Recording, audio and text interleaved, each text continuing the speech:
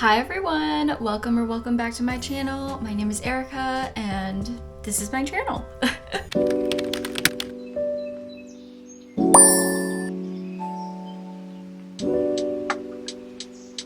Okay, so in today's video, I actually wanted to talk about how to start creating content as a micro-influencer. So on YouTube, I have roughly around 1,000 subscribers as of filming this video. And then on TikTok, I have around 1,900 followers at the time of filming this video. And I've been kind of filming content for around 2 years now. And I thought I would just share with you guys the tips and tricks that I would use today if I was just starting out and how I would go about doing it. And if you guys like what you're seeing, feel free to check out some of my other stuff. I like to post like fashion, fitness, beauty, lifestyle, self-development, skincare type of stuff. Okay, so let's get on with the video. First thing that I would do is I would definitely talk about the equipment.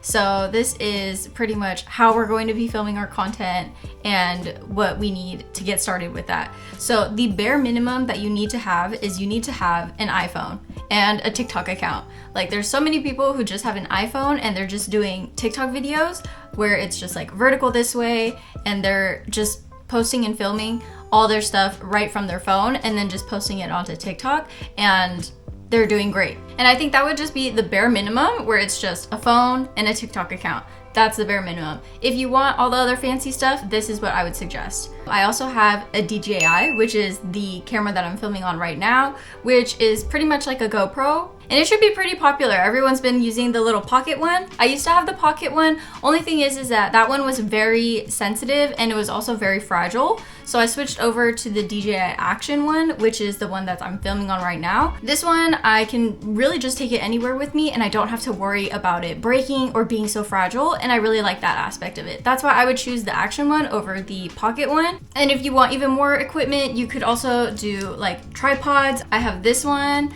and I'm super excited to take this one with me for vacations because this one has the built-in rechargeable lights. So I think that'll be really good for traveling. This one's another one too that you can use as well. This one provides that extra ring light lighting. And if you even want to get even more crazy, I even have this one and it's actually really good. I really like it and it's really compact. It's also rechargeable and it clips right onto your phone to give you some really great lighting.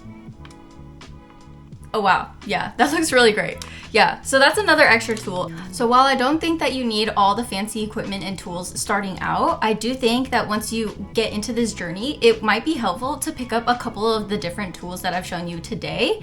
That way you're able to create the best content and also be able to have really high quality content. And this can be like little microphones to capture better quality of sound, or it could also be investing in like a little ring light or a little spotlight. And then also it might be helpful to invest in like a little tripod just so that way you can do stuff that's like hands-free. So another tip that I would suggest for you guys is to find your niche. And I'm not saying to niche down specifically to like one specific bubble. What I like to do is I like to have little pillars. So I think I have around like 5 pillars of like the types of content that you can see from me and what you can expect me to be posting about. So I like to do at least 5 broad content pillars. So like I always say in the beginning, I usually do like lifestyle, which is also very broad as well. But like lifestyle is pretty much like my lifestyle of like my daily stuff and my daily routine.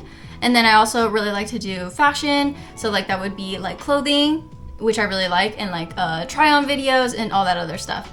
And then I also like to focus on fitness, and like that could be like all aspects of fitness, like exercising, just a overall like healthy lifestyle. And then the 4th one that I always say is beauty, and that's just because like I like to do my makeup, I like to get dressed up, and I like to show that process. I like to do get ready with me. I like to post about like me trying different Vogue makeup looks and all that other stuff. So it's a pretty broad spectrum when I say beauty. And then number 5 that I always say is self-improvement / self-development.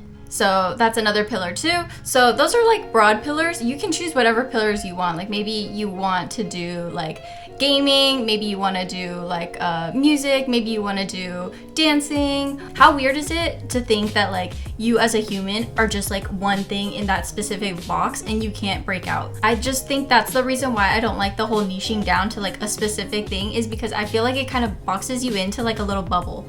And it's just like, no, I'm so much more than just beauty. It's like oh, I'm into fashion, I'm into fitness. And I just feel like as we grow up, like we're always changing. So I feel like we shouldn't be afraid to change with it. Like feel free to like change up the style that you're doing if you feel like your old style is just not something that you align with anymore. Because chances are that other people will also find that interesting about you too. Just feel free to pick out whatever broad pillars of content that you want to showcase, and I would definitely put them in like a bio or at least like in your description or anything like that. That way people know exactly what they can see from you. So I think another tip that I would definitely give you guys is to engage with your audience. Like feel free to ask your community and ask your audience what they want to see from you, and feel free to respond to the comments and like encourage them to comment stuff. Like I always tell you guys, if you want to see anything from me, feel free to leave a comment. Like I read all of them. And having that like conversation is really important to have with your audience, because that way you know what they want to see from you and you know what exactly to create next. Sometimes if you're running out of ideas, you can go straight to your comments and then they'll tell you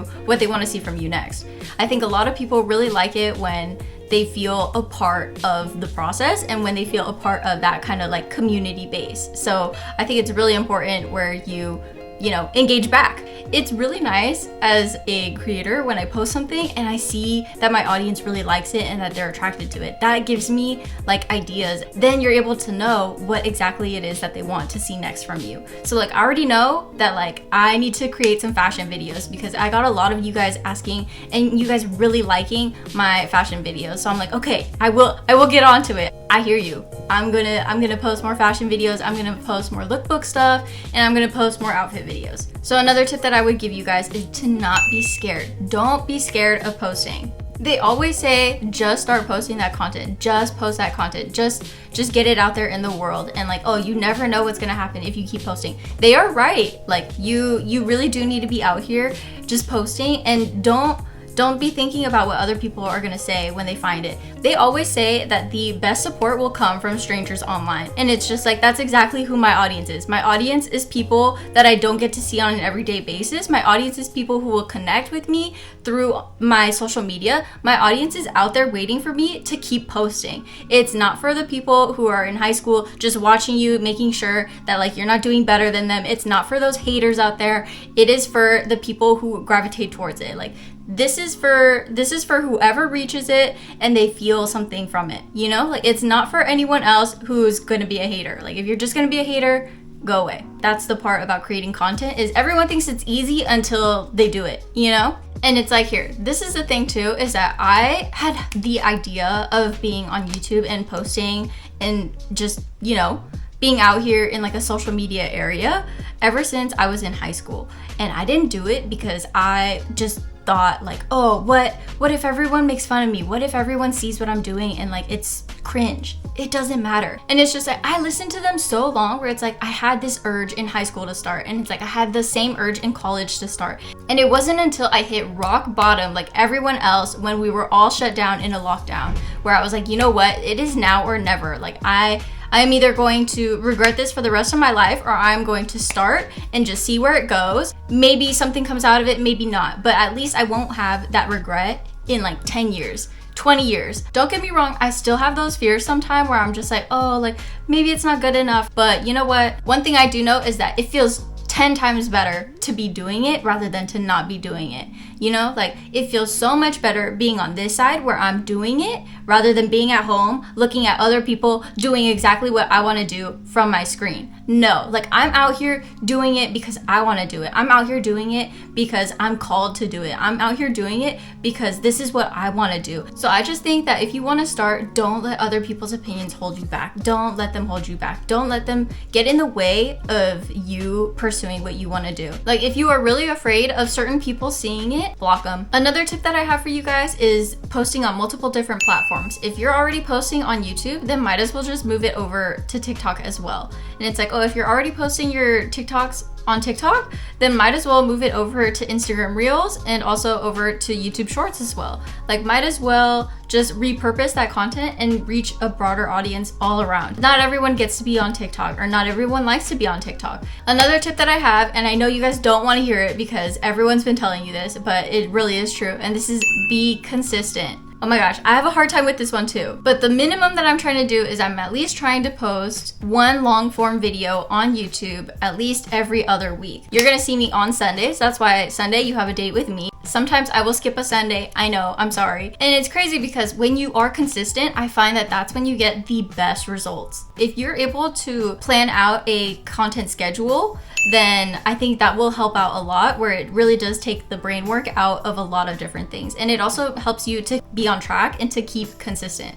Not only that, but it also helps you stay organized, and it also helps you plan out for all the big trends that are happening. What I like to use is I like to use Metricool, and Metricool has been a platform, not sponsored, that I just schedule pretty much my shorts for YouTube and also for TikTok right there. So I have it scheduled out for the whole month, so I know that I won't be missing a day, and I know that I'll at least have some shorts out that are able to fill the time between me making the longer form stuff and also making stuff throughout the week. Another big thing to note is relevance. Relevance is like keeping up with the times, you know? So like definitely during like the Halloween season, that was when I knew, where I was like, oh, if I want to post Halloween content and Halloween stuff, I need to do it before Halloween. And I need to do it pretty much before the Halloween weekend, because that's where everyone is going to be wanting to find out Halloween inspiration, is before Halloween. If you post Halloween stuff after Halloween or in like Christmas time, it's like that time has already passed. People are not looking for that. They're looking for Christmas stuff.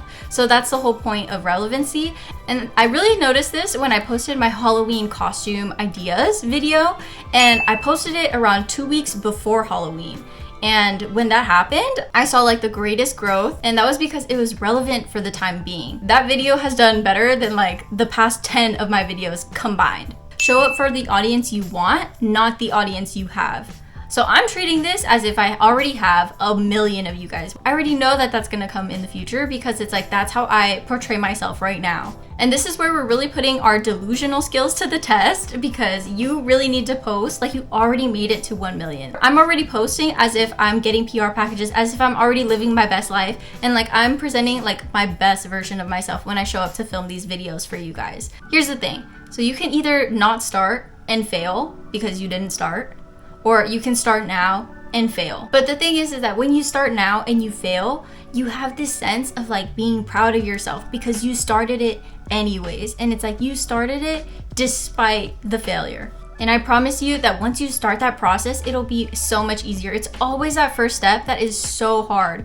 It's always that first step that comes with so much fear, and it comes with so much anxiety of like, what's gonna happen, and like, oh, what'll happen if I do that, or like, what if I post it and like nothing happens?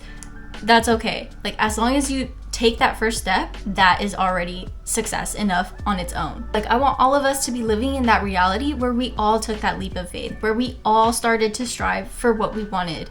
And here's the thing, criticism always comes from below. Inspiration always comes from above. It's always the YouTubers that I follow and that I love and that I resonate with and give me inspiration that are telling me to start my channel. And they're telling their whole audience to start their channel, because guess what? That leap of faith changed their life, and they are telling you like it could change yours as well. So I'm here also telling you it could change yours as well. And it has already changed mine, but I know that in the future, it'll change even more. They all tell you how they wish they started sooner. And like, I'm telling you too, I wish I started sooner. I wish I started in high school when I had the first idea and that first drive. On that note, that is everything that I would tell you on how to create content from a micro influencer. I'm so excited for a year from now when I get to look back on this video and I get to update you guys with new tips and just update you guys with so many new ideas and stuff that I'm learning. So this is a whole learning process, and if you guys want to follow along for the journey, feel free to subscribe. But with that being said, that is the end of this video, and I will see you guys in the next one.